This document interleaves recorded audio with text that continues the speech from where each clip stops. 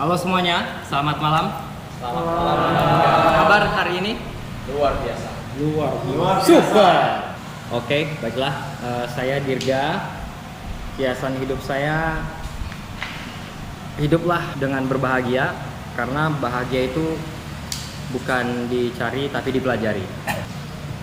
Mantap atau nih?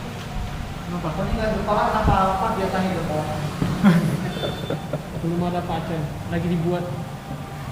Ya tentu aja terus ya Pak Tony.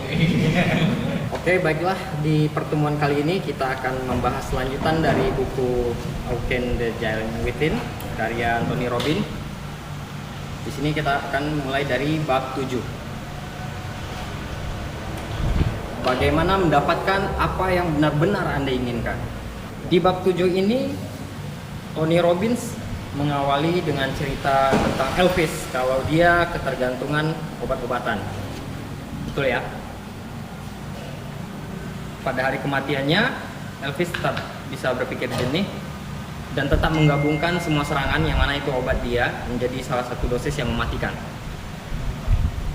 Mengapa seorang pria yang dikagumi oleh para penggemarnya di seluruh dunia dan tampaknya memiliki segalanya? Elvis kan nomor 1 di masanya ya kok ya. Sepertinya sepertinya. Jadi pada akhirnya secara tidak langsung ya, dia membunuh dirinya sendiri dengan cara mengerikan itu. Menurut si David Stanley, saudara tiri Elvis, dia begitu karena memilih obat-obatan dan mati rasa daripada sadar dan menderita. Jadi yang seperti kita tahu, Elvis yang kita kira punya segalanya ini ternyata menderita hidupnya. Apa penderitanya saya nggak tahu sih. Yang pasti kalau menurut saya itu udah parah sih. Sebelum para kera pertama ini, mereka tidak pernah menemukan sumber kebahagiaan yang sejati. Ya. Kenapa mereka tidak menemukan sumber kebahagiaan yang sejati? Satu, tidak ada. Mereka tidak tahu apa yang benar-benar mereka inginkan dalam hidup. Betul. Sehingga mereka mengalihkan diri mereka sendiri dengan berbagai macam mengubah suasana hati yang semu.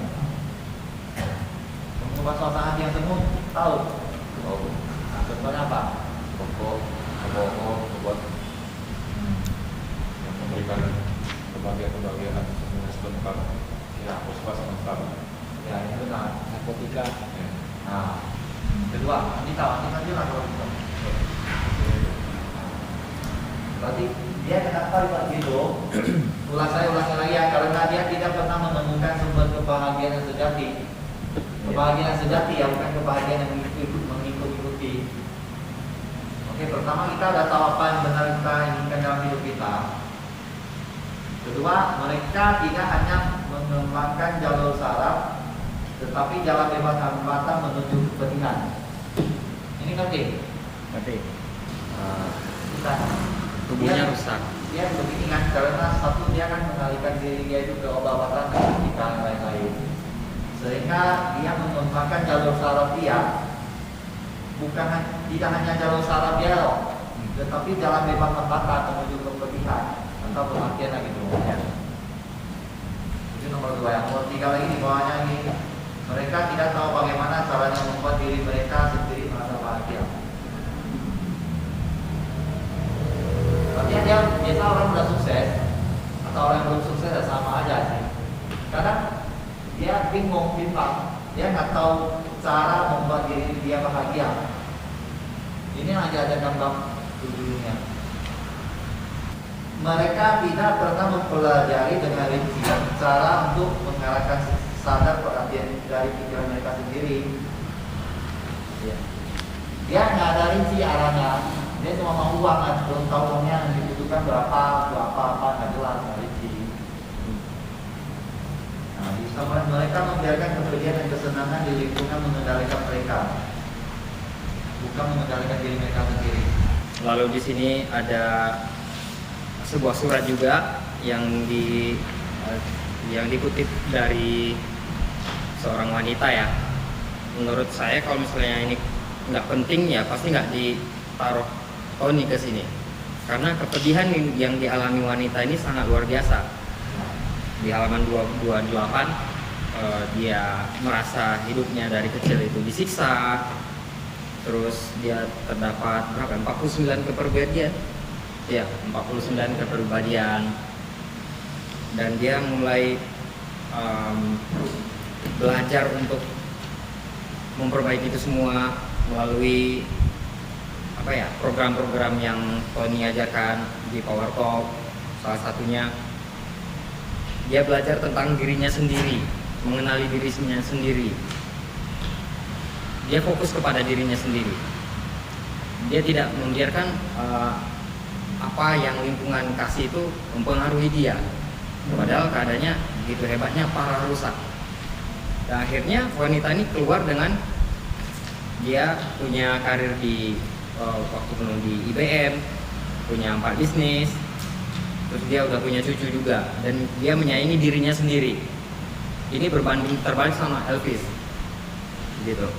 Terus di 230, sabab apa yang Anda inginkan?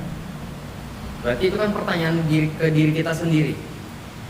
Apa yang kita inginkan, yang berarti, yang bernilai, gitu. Singkatnya, apakah benar apa yang Anda inginkan hanya untuk mengubah perasaan Anda? Kesimpulannya, Anda menginginkan semua ini atau semua hasil ini karena menganggapnya sebagai cara untuk mencapai perasaan, emosi, atau keadaan tertentu yang Anda inginkan. Berarti kalau menurut saya, yang bisa saya tangkap, salah keinginan, salah yang kita raih di masa depan, ya, begitu ya. Dan di paragraf kedua yang di bold, namun pertama-tama kita harus belajar bagaimana mengendalikan emosi tersebut secara sadar, bukannya hidup dalam reaksi. Ini kalau saya bilang ada keterkaitan dengan bukunya Seven Habits, ada benar nggak gitu yang kuratif? Ada terkait nggak? Iya, terkait nggak ini di tulisan itu? Jadi dengan belajar bagaimana mengendalikan emosi secara sadar, itu berarti kita udah tahu dasar tentang memahami kekuatan dari keadaan. Di alinea terakhir, ya, paragraf terakhir di halaman 231. Jadi semua kita mengerjakan adalah untuk menghindari kepedihan atau mendapatkan kesenangan. Dan kita juga bisa mengubah apa yang kita percayai akan menyebabkan kepedihan atau kesenangan dengan mengarahkan kembali perhatian kita dan mengubah keadaan mental emosional psikologi kita, seperti yang diterangkan Tony di bab 3 dalam buku Unlimited Power. Ada yang masih ingat nggak judulnya di bab 3? Ada yang ingat? Apa? Oh, itu ingat.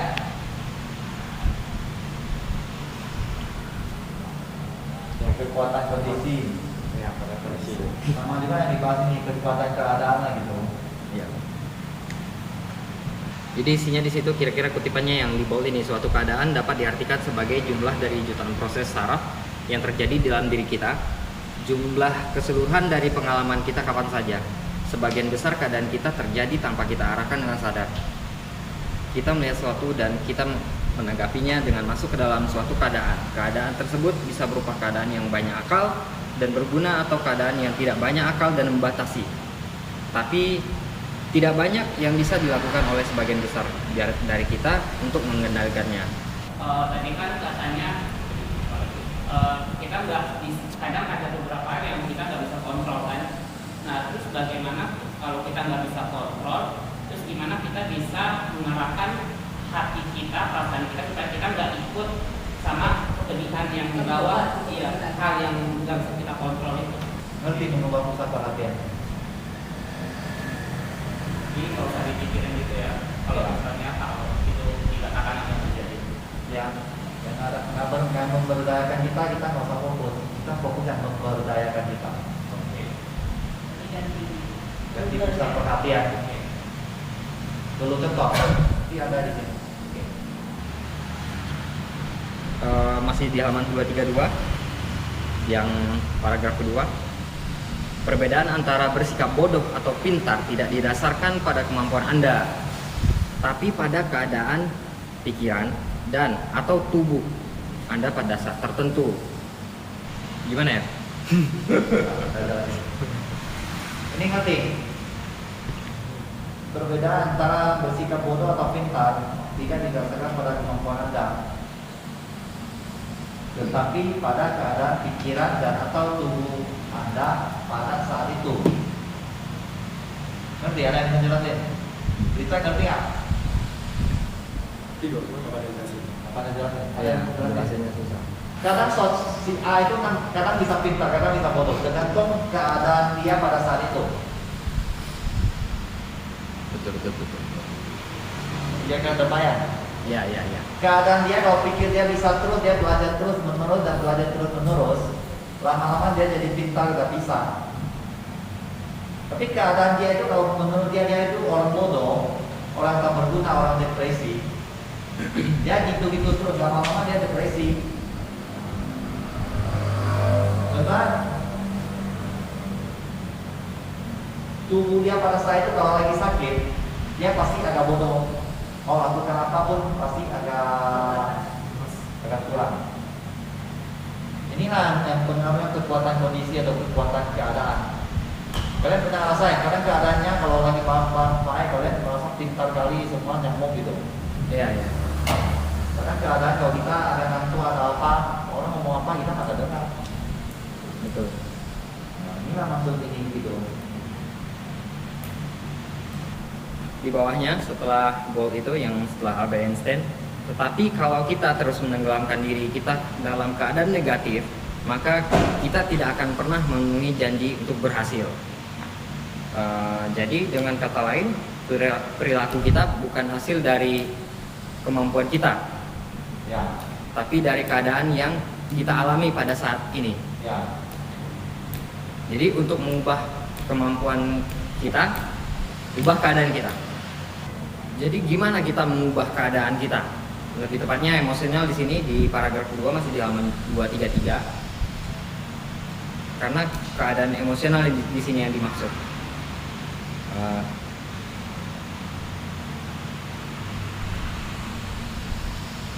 Ini fisiologi lagi kok. Kita mencocokkan dengan fisiologi kita gitu kan. Ada yang kasih contoh lain. Ini aku mau tambah dikit dari sana. Jadi Anthony Robbins itu ada bilang kalau misalnya kita manusia pasti pernah waktu capek ya. Jadi kita temukan aja gerakan kita sendiri masing-masing gimana yang dia membangkitkan memperdayakan kita pada saat itu. Kalau kita lagi masa-masa nih, kalau aku pribadi misalnya kayak semangat lagi. Iya. Ya. Nah, ini salah satu contoh lain ada. Nah, ini misalnya Kalau patung itu semua ini dia lompat-lompat. ya, lompat. Mungkin teman-teman setelah sesi live school ini coba-coba kelihatan konyol di rumah ya. Tapi saya ulangi dari sisi mental, Anda harus memusatkan perhatian pada apa yang memberdayakan Anda. Apapun yang Anda perhatikan, saluran apapun yang Anda lihat, Anda akan merasa lebih bersemangat. Jadi jika Anda tidak senang dengan apa yang sedang melakukan, mungkin misalnya untuk menghenti saluran. Ini karena pusat perhatian kita. Contohnya menurut saya pusat perhatian itu yang sekarang banyak orang alami setiap hari di YouTube lah. YouTube apa yang kalian lihat? Pengaruh nggak? Pengaruh. Di IG apa yang kalian lihat? Di Facebook kalian lihat apa? Pengaruh nggak? Kalau kalian lihat terus orang yang depresi atau yang tidak berguna, tidak memberdayakan, hasilnya itu kemungkinan besar tidak memberdayakan logikanya ya. Nah, benar contoh Pak Andi itu dia masuk ya pukul itu aja dia lebih semangat, kita ngomong apa lebih masuk. Ada contoh lain itu. Apa Aja loh. Jadi waktu itu udah mau tanding basket. Nah, Satu hari sebelumnya udah main, lelah Ya. sekali, benar-benar udah kaku. Jadi suruh teman saya tanpa saya. Tampar. Tampar. Ya. Bisa tidak? Tampar. Jadi, ya. Pilih teman ya, kalau yang kurang ajar jangan. Jadi kita masuk sekarang ke halaman 234 di fisiologi, kekuatan gerakan. Itu kan tadi kita mau rubah cara kita menggunakan tubuh kita, fisiologi kita. Nah ini kekuatan gerakan itu apa sih gitu kan? Pernapasan, pola gerakan, raut wajah. Untuk depresi semuanya sangat jelas kata Loni.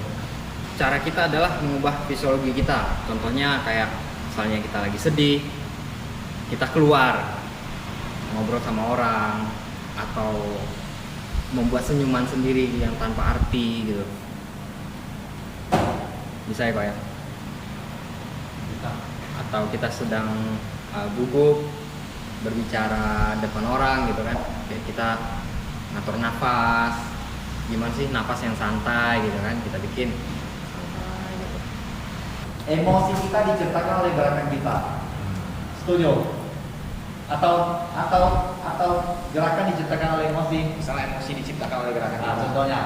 Misalnya kayak saya, hah? Nah, emosi kita diciptakan oleh gerakan kita. Contoh, biar jelas semua. Kalau nggak ada praktek nggak jelas. Misal kayak saya lagi lihat ke bawah, itu menandakan saya kurang pede gitu. Nah, ini gerakannya. Gerakan dia ke bawah. Kurang pede. Dia ciptakan emosi seperti apa? Saya mikir terus kayak ada yang stres dalam pikiran saya gitu. Gerakan lagi ke bawah ya. Emosi. Dia ciptakan Sesuatu yang stres. emosi yang stres atau bodoh atau apa? Tidak lagi banyak pikiran lah. Oke. Ini Ini kalau saya, apa? tapi kalau saya lagi tegak, saya bersemangat. Ini Pak Tommy, wih. Berarti ini terbukti gerakan dia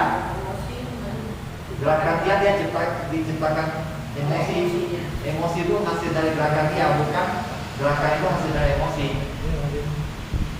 Makanya misalnya gerakan di mau kita seminar atau mau kita presentasi ke orang atau apa, kita memang ada sedikit emosi yang mungkin ketakutan atau apa-apa itu, ya, sehingga menciptakan gerakan kita yang kurang pede yang lain-lain. Kalau kita nggak merubah keadaan itu, kalau kita tidak mengubah pusat perhatian itu, kita langsung pergi presentasi, pergi nawarin orang, hasilnya kayak mana? Betul. Ya. Tapi kalau kita langsung rubah itu kondisi kita, gerakan yang meniru orang sukses itu yang apa-apa itu, kemungkinan kita presentasi berhasil besar ya. Ya, karena cara kita mengenai hidup kita juga berbeda, cara kita berpikir dan cara kita bertindak juga berbeda. Itu balik lagi lah ke poin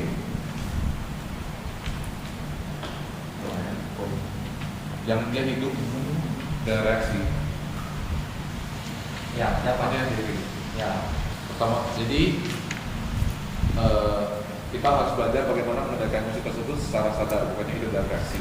Jadi ya reaksi itu misalnya kayak konsep tadi, misalnya presentasi, dia belum apa-apa udah down, atau misalnya hari itu terjadi sesuatu yang buruk, kan reaksi yang logika ya kalau terjadi sesuatu yang buruk ya sudah pasti down. Itu kira-kira itu logikanya. Jadi di sini kan jangan hiduplah secara sadar, bukannya hidup dalam reaksi. Secara sadar, ya kita sadar itu memang suatu hari yang buruk, misalnya bad day, tapi ya udah walk it out. Kita dapat mengendalikannya gitu ya. Sebenarnya dengan kepala tegak kalau kata Mr. Ansel. Di halaman 235 di sini ada jenis-jenis emosi yang biasa dirasakan seseorang dalam satu minggu. Jadi rata-rata dapatnya ini berapa? 12 ya. Menurut Tony itu daftar pilihan perasaan yang pendek. Jangan membatasi diri kita dengan daftar pendek itu. Kita bisa merasakan yang lebih lagi, contohnya bersemangat, terpesona, riang, kegirangan, penasaran, seksualitas, keinginan. Mungkin salah satunya itu ya. Ini hasil dari saya baca ini, saya ciptakan ini. Saya bukan ciptakan ikuti dia aja. Biasa menurut dia itu emosi yang kita rasain dalam seminggu itu sangat-sangat terbatas. Jadi dia ada tulis tanggal semangat, terpesona, apa gitu. Termasuk mungkin sebagainya inilah. Ini karena kita lupa, karena kita nggak praktekkannya.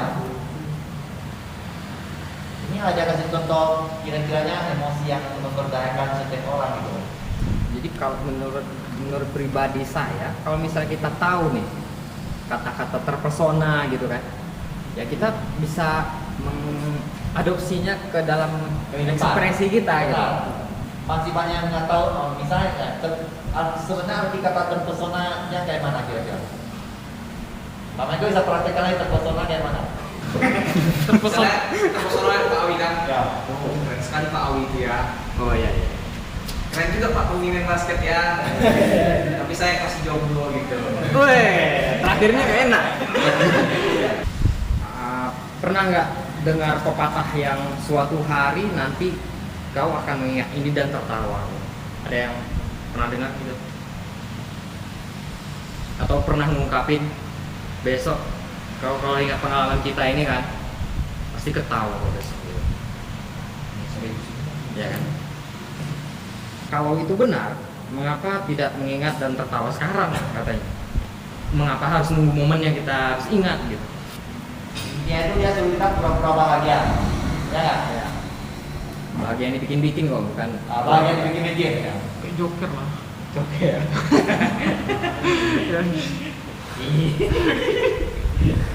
Tujuannya itu supaya kita menciptakan jalur saraf menuju kesenangan yang akan menjadi kebiasaan. Di halaman 238 paragraf kedua, mengapa tidak mencari seorang yang tertawa dan meniru mereka bersenang-senang? Pernah nggak kita ketawa tanpa alasan? Sering Pak Dirga. Ketawa tanpa alasan dan itu dibuat. Oh, dia sering. Jadi lucu ya jadinya. Dia sering. Gila ya. Jadi dengan meniru nafasnya katanya. Gimana kalau kita praktekkan? Nggak ada hal lucu tapi kita ketawa.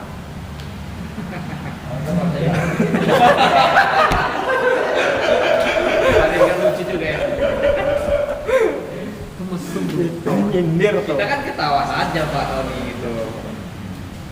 Saya sering ketawa-ketawa sendiri di jalan gitu, ingat-ingat hal lucu. Ya. Itu benar loh. Iya. Menurut saya itu emosi yang benar. Ya habis itu nabrak itu kan. Maksudnya Mungkin kalau misalnya orang kita suruh ketawa sendiri, sebagian orang pikir oh gila ini gitu. Berarti kan itu sudah membatasi juga gitu. Kalau saya kan nggak peduli.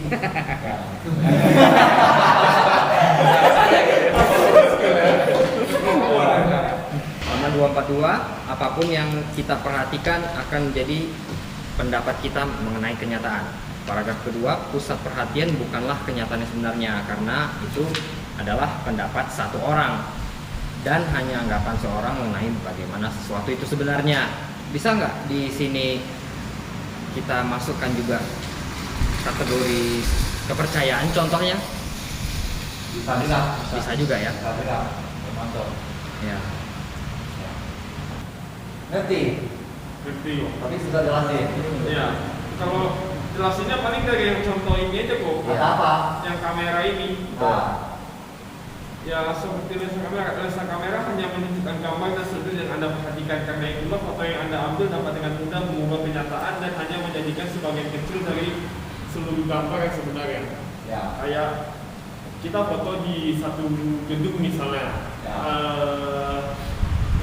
Gimana ya bilangnya? Kayak kita hanya foto sebagian kecilnya aja kok, atau pemandangan lah. Ya. Kita pasti fotonya di pemandangan di angle yang kita mau, yang bagus Ya, gitu. oke. Yang lain kan orang lain nggak perhatikan. Dia mana tahu yang sebenarnya lagi entah lagi rusak atau apa, cuma yang sini bagus, kita foto yang di tempat yang bagus gitu. Berarti itu hasil dari pendapatanmu ke orang lain. Orang lain lihat fotomu itu ya menurut dia itulah. Iya, menurut dia pasti dia lihatnya, oh ini fotonya cantik ya. Dia nggak tahu di belakangnya ada apa Ya.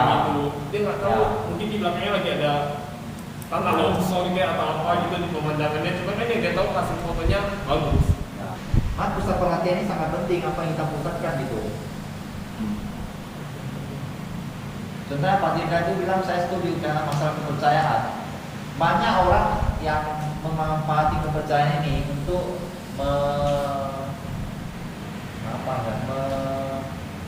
Mempengaruhi orang lain lah. ya mempengaruhi orang lain atau mengambil keuntungan orang lain. Banyak kayak gitu. banyak. Jadi semacam kalau mungkin kita nggak berada di lingkungan ini tuh kan, kalau kita berada di sana dan kita berasal dari sana, itu bisa menjadi lingkungan yang sangat-sangat tidak memberdayakan kita. Misalnya contoh kalau nggak ngelakuin masuk neraka kayak gitu. Dimanfaatin gitu ya. Iya. Sebelumnya kita udah belajar pusat perhatian kita ke arah yang membahagiakan kita atau tidak, ke arah yang kita membuat kegagalan atau membuat kita sukses, ya. Tapi kadang-kadang waktu kita mau dari rumah arah yang gagal ke arah yang sukses, belum tentu langsung sukses. Dia ada waktu jedanya itu di halaman 246 dia bilang. Saat Anda mengubah pusat perhatian Anda itu, seringkali Anda tidak segera mengubah arah Anda itu. Ada waktu jeda yang harus kita tunggu. Tapi karena kebanyakan orang nggak tahu nih ada waktu jeda ini yang harus tunggu, mereka merasa sama aja yang saya pusatkan itu. Betul.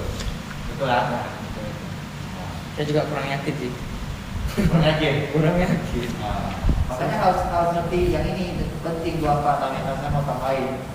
Di para begini contohnya saya kasih tahu saya yang apa metafora kemudi kapal. Oke.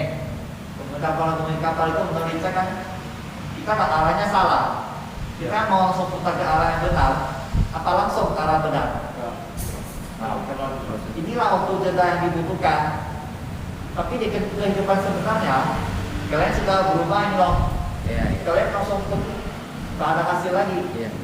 Kenapa? Karena kalian nggak sabar menunggu waktu jeda ini.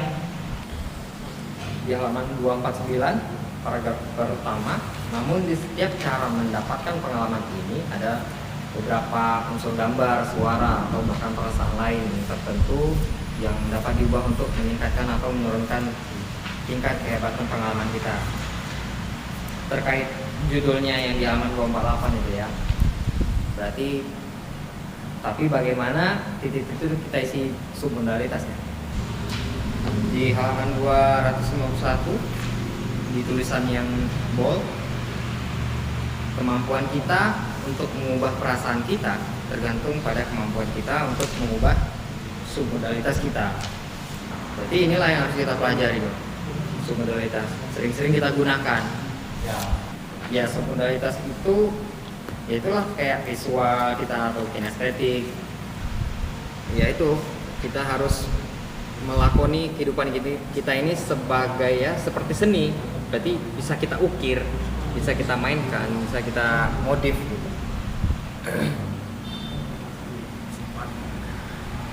Orang-orang yang di sini ditulis juga susah mereka untuk mencapai goal kayak menurunkan berat badan, minum berlebihan, tidur berlebihan, belanja berlebihan, beli rokok. Beli rokok. Jika ada sesuatu yang harus kita capai katanya, tapi kita tidak termotivasi untuk mencapainya, dia bilang kondisi kita di sini berada dalam keadaan yang tidak tepat. Nah itu perintah katanya, perintah untuk melakukan apapun yang dibutuhkan untuk mengubah keadaan kita, baik dengan mengubah fisiologi kita atau pusat perhatian. Poin penting yang telah dia lakukan untuk mencapai ini, yang pertama itu dia menaikkan standarnya. Terus yang kedua, saya mengubah keyakinan saya, dia maksudnya si Robbins, yang membatasi tentang kemampuan dia itu tidak bisa mematahkan kayu, dan mengubah keadaan emosional dia menjadi yakin. Lalu yang ketiga, dia mencontoh strategi yang efektif. Pengalaman bukan apa yang terjadi pada seseorang manusia, tapi apa yang dilakukan oleh manusia tersebut terhadap apa yang terjadi pada dirinya. Berarti manusia itu yang membentuk pengalaman itu gitu ya? Bukan maksud apa ya? Mungkin lebih tepatnya kayak memberi arti. Ya. Memberi arti. Pak Michael punya minggu orang. Pak Michael mau ambil itu sebagai sebuah kesialan, tragedi, atau mau jadikan itu sebagai pelajaran agar nantinya langkahnya lebih hati-hati. Oke. Di halaman 2, masih halaman 266, paragraf terakhir, yang kita harus sadari adalah kita harus mengendalikan pikiran kita, menjalankan pikiran kita secara sadar. Kalau Kalau tidak, kita akan jadi korban apapun yang terjadi di sekitar kita. Hal yang pertama itu adalah kita harus menguasai dan mampu mengubah keadaan kita dalam sekejap, apapun lingkungannya. Lalu langkah yang kedua, di halaman 267, paragraf kedua, keahlian kedua ini adalah kita harus dapat mengubah keadaan secara terus-menerus di lingkungan apapun. Yang ketiga itu menjalani hidup Anda dengan cara yang menyebabkan Anda merasa sangat senang dan sedikit sekali merasakan kepedihan. Oh, ini ketiga ya. Yang ketiga ya. Nanti yang ini dia ada bikin bab tersendiri juga di peraturan. Intinya itu dia bilang apa yang kita inginkan dalam hidup ini adalah Mengubah bagaimana perasaan kita. itu aja. Mengubah bagaimana perasaan kita. Sebenarnya ada yang sulit yang Elvis itu ya. Padahal dia udah punya segala-galanya, tapi perasaan dia itu dia tak punya segala-galanya, tak punya kesenangan dan lain-lain. Tapi dia kasih contoh Mitchell lah. Mitchell itu di palingnya apa? Mitchell yang pakatan yang tahu kalian dia bilang Mitchell anti kutipik lah. Ya. Dia tak punya segala-galanya, tapi dia mengubah bagaimana perasaan dia punya segala-galanya.